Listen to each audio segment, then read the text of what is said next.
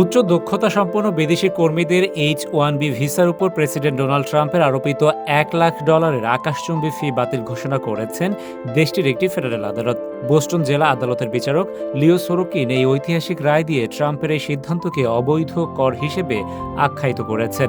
আদালতের স্পষ্ট বার্তা, মার্কিন কংগ্রেসের অনুমোদন ছাড়া প্রেসিডেন্টের এমন কর বা ফি আরোপ করার কোনো আইনি এখতিয়ার নেই। গত সেপ্টেম্বর মাসে ট্রাম্প প্রশাসন নাটকীয়ভাবে H-1B ভিসার খরচ বাড়িয়ে এই $1,00,000 ফি নির্ধারণ করেছিল। হোয়াইট হাউসের যুক্তি ছিল, এটি কোনো ট্যাক্স নয়, বরং একটি আইনি জরিমানা এবং দেশের স্বার্থে বিদেশি কর্মীদের প্রবেশ সীমিত করার ক্ষমতা প্রেসিডেন্টের রয়েছে। তবে ওবামা আমলে নিযুক্ত বিচারক সোরোকিন প্রশাসনের এই যুক্তি পুরোপুরি নাকচ করে দেন। তিনি রায়ে লেখেন, এই অর্থের ধরন ও প্রয়োগ স্পষ্ট করে দেয় যে এটি একটি অবৈধ কর। বিচারক গত ফেব্রুয়ারি মাসে সুপ্রিম কোর্টের দেয়া একটি নজির টেনে বলেন, জাতীয় জরুরি অবস্থার দোহাই দিয়েও ট্রাম্পের এমন কর আদায়ের কোনো অধিকার নেই। ফলে মার্কিন পররাষ্ট্র মন্ত্রণালয় বা ইমিগ্রেশন বিভাগ এটি আর কার্যকর করতে পারবে না। আদালতের এই রায়ে সবচেয়ে বেশি স্বস্তি ফিরেছে মার্কিন প্রযুক্তি প্রতিষ্ঠান এবং সিলিকন ভ্যালিতে।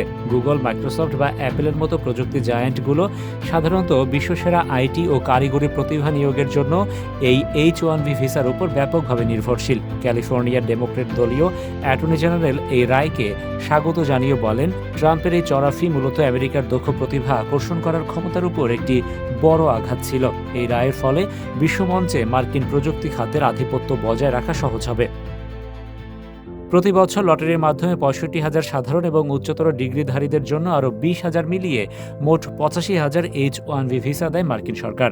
3 থেকে 6 বছরের জন্য অনুমোদিত এই ভিসা প্রক্রিয়ায় ট্রাম্পের ধাক্কা সাময়িকভাবে থমকে গেল আদালতের এই রায়ে। আপিল আদালতে এই আইনি লড়াই কোন দিকে মোড় নেয় সেদিকে এখন তাকিয়ে আছেন যুক্তরাষ্ট্র প্রবাসী লাখো দক্ষ পেশাজীবী ও বিদেশি শিক্ষার্থীরা।